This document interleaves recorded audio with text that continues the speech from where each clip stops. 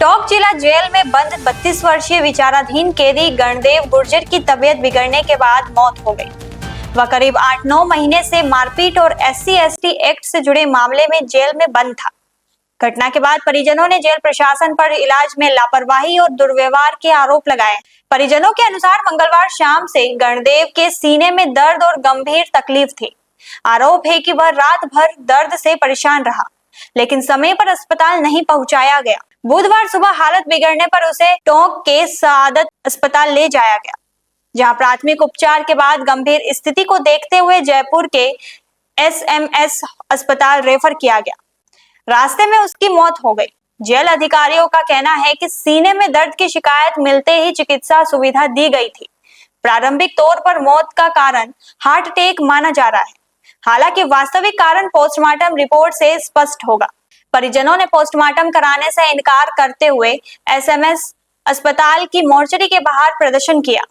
उनका आरोप है कि तबीयत बिगड़ने और अस्पताल ले जाने की सूचना भी परिवार को नहीं दी गई। परिजनों ने जिम्मेदार जेल अधिकारियों और पुलिस कर्मियों के निलंबन, न्यायिक जांच, उचित आर्थिक मुआवजा और मृतक की पत्नी को सरकारी नौकरी देने की मांग की है। घटनाक्रम को लेकर क्या साहब, घटनाक्रम को लेकर क्या कहें, हमारा इस सरकार से मन उठ गया।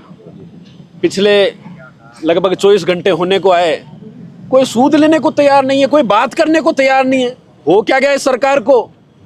कोई सुनने वाला है या नहीं है? ये सरकार है या कठपुतली है, ये बता दो हमें।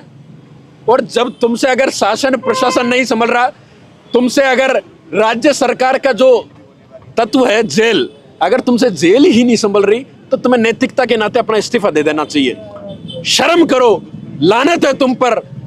पुलिस की सुरक्षा में, जेल की सुरक्षा में हमारा भाई चले जाता है, और इतनी शर्मिंदगी, तुम्हें शर्म नहीं आई कि तुम पीड़ित परिवार से बात करने को तैयार नहीं हो? साहब, दिल कचोट रहा है। मुझे लग रहा है कि सरकार में ना कोई मानवता नाम की कोई चीज नहीं है। ये निर्दयता पर उतारू है। जेल के अधिकारियों को इन्होंने खुला आदेश दे दिया कि जेल के कैदियों को मौत के घाट उतार दो। जिस तरह नॉर्थ कोरिया में जो आदेश मिलते हैं ना, उस तरह के आदेश आज राजस्थान में दिए जा रहे हैं। बड़ा दुर्भाग्यपूर्ण विषय है। भाई गणदेव गुर्जर इतना हट्टा कट्टा मेरा भाई था, आप एक बार दिखाइए।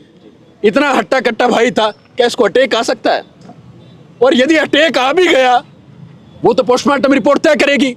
लेकिन प्रशासन 10 घंटे तक चैन की नींद क्यों सोता रहा? पूरी लापरवाही जेल के प्रशासन की है, जेल के सुप्रीडेंट की है, जेल के जेलर की है, डिप्टी जेलर की है, वहां मौजूद जेल प्रहरियों की है। लेकिन साहब, इस राजस्थान की भजनलाल सरकार में जिम्मेदारियां तय नहीं होती। ये बात मैं इसलिए सीना चौड़ा करके कह रहा हूं क्योंकि जगन गुर्जर के प्रकरण में कुछ नहीं हुआ, क्योंकि भाई जो हमारा मीणा भाई मरा, उसके प्रकरण में हाल ही में शालावास जेल में लटूर मीणा के प्रकरण में कुछ नहीं हुआ। सरकार को मतलब ही नहीं है, इन लोगों के दर्द से सरोकार नहीं है सरकार को। सरकार की मानवता तार तार हो चुकी है। मुझे लगता है कि अब तो चुल्लू भर पानी में डूब के मर जाना चाहिए, क्योंकि तुम्हारे पास कोई दया धर्म नहीं बचा है। तुम लोगों को मौत के घाट उतार देना चाहते हो। तुम इस सरकार में इन लोगों को सुनना भी नहीं चाहते। अरे साहब, न्याय तो देना बाद की बात है, इन पीड़ित परिवार से बात तो करो। ये हमारी माताएं बहनें बैठी है, ये बुजुर्ग पिता तुल्य लोग बैठे हैं, पीड़ित परिवार के लोग बैठे हैं। उस गांव ढाणी में, उस पूरे जिले में चूल्हे नहीं जले, उस पूरे समाज में आक्रोश है। आज ये धरना राजधानी की चौखट पे लगा है, पूरे राजस्थान में लग जाएगा, तब क्या होगा? पूरा जैन जी जब सड़कों पे उतरा दिल्ली में, तब इनको होश आया। तो ये क्या चाहते हैं कि हम पूरे राजस्थान में, पूरे देश में आंदोलन करें? अब मतलब न्याय लेने के लिए भी आंदोलन करना पड़ेगा। ऐसी परंपरा सेट हो गई। बड़ा दुर्भाग्यपूर्ण विषय है। मेरा दिल कचोट रहा है कि वास्तव में हमने किन लोगों को सत्ता के पदों पे आसीन कर दिया, जो लोग लोगों की भावनाओं से कोई सरोकार नहीं रखते। हम चाहते हैं माननीय मुख्यमंत्री भजनलाल जी, पर्ची से आप आए हो, लेकिन इस जनता के दर्द को तो समझो। इन पीड़ित, उस माँ के लाल के दर्द को तो समझो। उस परिवार का चिराग बुझ गया साहब। ये पिता यहाँ पर राजधानी जयपुर में गोपालपुरा पुलिया के नीचे खड़ी चलाकर अपना गुजारा करता है। इनका लालन पालन पोषण करने वाला वो लाल तो चला गया, और उस भाई गणदेव गुर्जर की 3 माह की वो रोती बिलखती बेटी है। उसको क्या पता कि मैंने मेरे पिता को देखा नहीं और मेरे पिता मुझसे दूर हो गए।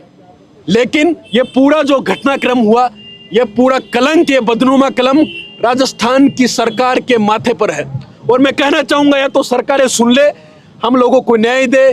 जो भी पूरे राजस्थान में घटनाएं हो रही, या तो चैत्य लॉ एंड ऑर्डर नहीं संभल रहा तो इस्तीफा दे दे, वरना ये पूरे नौजवान, पंचायती राज हो, नगर निकाय हो या 2028 का चुनाव हो, हमारे हाथ में मत की ताकत है, वोट की ताकत है, और उस वोट की चोट से इस सरकार के ताबूत में आखिरी कील ठोकने का काम ये पीड़ित परिवार, ये प्रदेश का नौजवान और ये हारा थका हुआ व्यक्ति करेगा। कोई सरकार से भीख नहीं मांग रहे साहब, हम सरकार से कोई 2, 5, 10 करोड़ नहीं मांग रहे।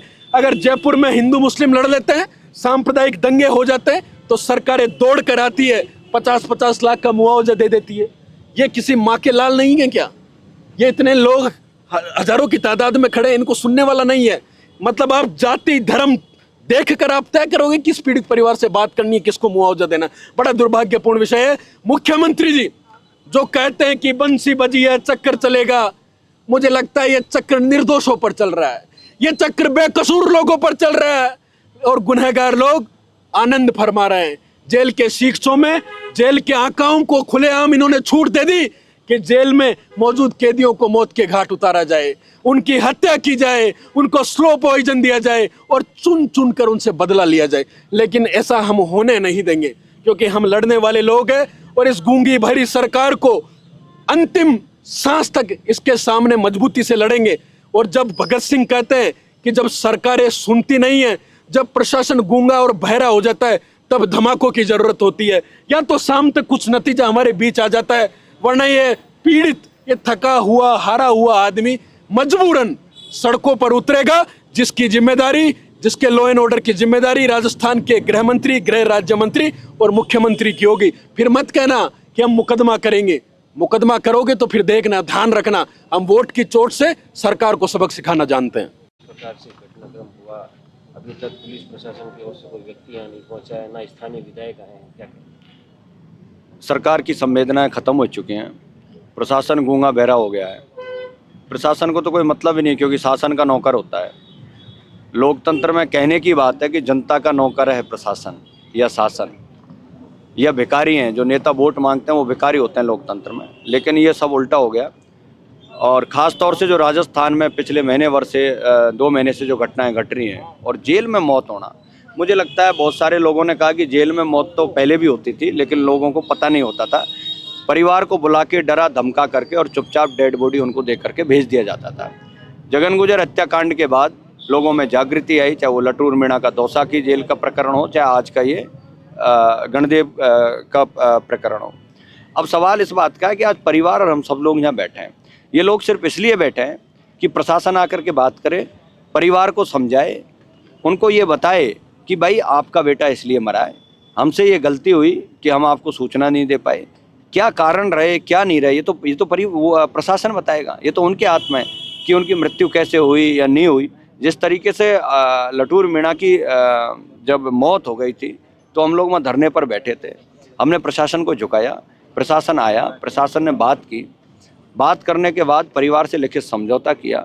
समझौते में परिवार को एक संविदा की नौकरी और लगभग उनको जो भी 10-12 लाख रुपए जो सरकार का एक प्रोसीजर होता है उसके तहत उनको वो दी गई, सहायता दी गई। और वहाँ का जो जिनकी मांग थी कि भाई इस वजह से हमें फर्जी फंसाया गया था, उनके खिलाफ एक जांच हो। रही बात न्यायिक जांच की, तो जेल और थाने में कोई आदमी मरता है तो न्यायिक जांच होती है, इसमें तो कोई एहसान की बड़ी बात नहीं है। सवाल यहाँ सिर्फ इतना सा है कि अगर कोई डेड बॉडी लेके 24 घंटे से लोग बैठे हैं तो प्रशासन को ये जो रवैया है ये बहुत गंदा रवैया है। और नेताओं को भी क्या पूरे प्रदेश में पता नहीं है? सबको पता है। इनका विधायक है जितेंद्र गोठवाल जी, मैं उनसे कहूँगा भाई आप चुप क्यों थे? अब तक आना चाहिए था परिवार के पास। SMS की मोर्चरी में आने में क्या तुम्हारे पैरों में छाले पड़ रहे थे? वोट लेने के लिए तो तुम नाक रगड़ रहे थे ना घर घर जा करके। और इनके विपक्ष के जो नेता हैं, कौन है वहाँ कांग्रेस का विपक्ष है ना, अशोक बहरवा जी से कहूँगा आप तो विपक्ष के हो, आज नहीं तो कल आपको चुनाव लड़ना, आइए ना, क्यों नहीं आ रहे परिवार के साथ बैठने को? मतलब वोट जब लेने होते हैं, जब तो कोई अपराधी और कोई ऐसा आदमी नहीं दिखता, तब तो सबसे पहले तुम उन भूपाओं के पास पहुँच जाते हो। और जब आज अगर वो इस दुनिया से चले जाते हैं तो तुम चुप हो जाते हो। भाई उसका आपराधिक रिकॉर्ड क्या था, इससे हमें क्या मतलब है? वो अपराधी था, किस अपराध में गया, इससे हमारा कोई लेना देना नहीं है। वो जो उसकी सज़ा काट रहा था, कानून उसको अपनी सज़ा दे रहा था।